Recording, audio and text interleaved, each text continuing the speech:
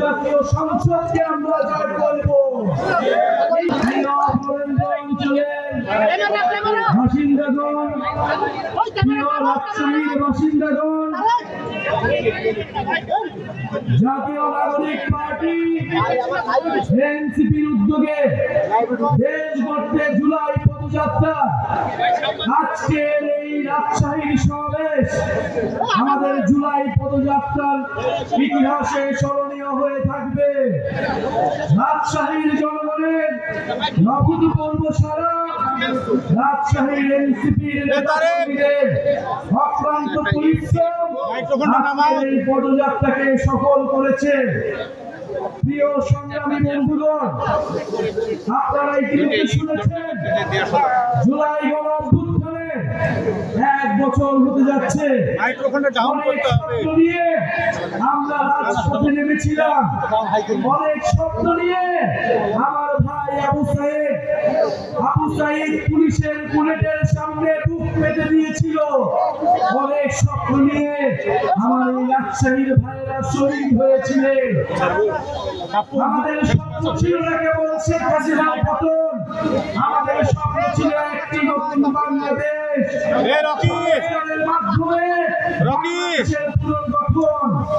কিন্তু বন্ধুগণ, 5ই আগস্টের পরে নানান শক্তির ষড়যন্ত্রে সংস্কারের পথ রুদ্ধ হয়েছে। আমরা স্বীকার করে নিচ্ছি আমাদের ভুল হয়েছিল, আমাদের সীমাবদ্ধতা ছিল, কিন্তু আজকে আমরা আপনাদের সামনে শপথবদ্ধ এই ভুল আমরা করব না, আমরা সুযোগ দিব না। এই গণ অভ্যুত্থানকে, যারা এই সংস্কারের যাত্রাকে ব্যাহত করার চেষ্টা করছে, বাংলাদেশের জনগণ তাদেরকে কোনোদিন ক্ষমা করবে না। প্রিয় বন্ধুগণ, 5ই আগস্ট 2024-এ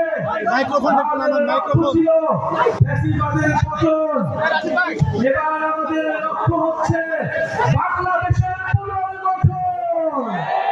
প্রিয় বন্ধুগণ, 5ই আগস্ট আমাদের লক্ষ্য ছিল গণভবন, এবার আমাদের লক্ষ্য হচ্ছে জাতীয় সংসদ ভবন। আমরা গণভবন জয় করেছি, এবার জাতীয় সংসদকে আমরা জয় করব।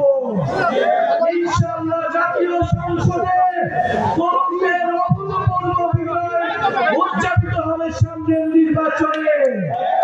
কিন্তু তার আগে কথা আছে, নির্বাচনের আগে অবশ্যই সংস্কারের সুরাহা হতে হবে, বিচারের সুরাহা হতে হবে।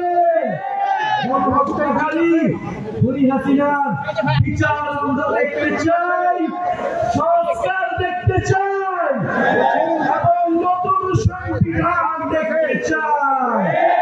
এই প্রজন্ম বাংলাদেশের জনগণের কাছে প্রতিশ্রুতি দিচ্ছে যে একটি নতুন গণতান্ত্রিক সংবিধান এই দেশের মানুষের উপহার দিবে, যেই সংবিধান বাংলাদেশের মানুষের অধিকার নিশ্চিত করবে, যেই সংবিধান ইনসাফ নিশ্চিত করবে।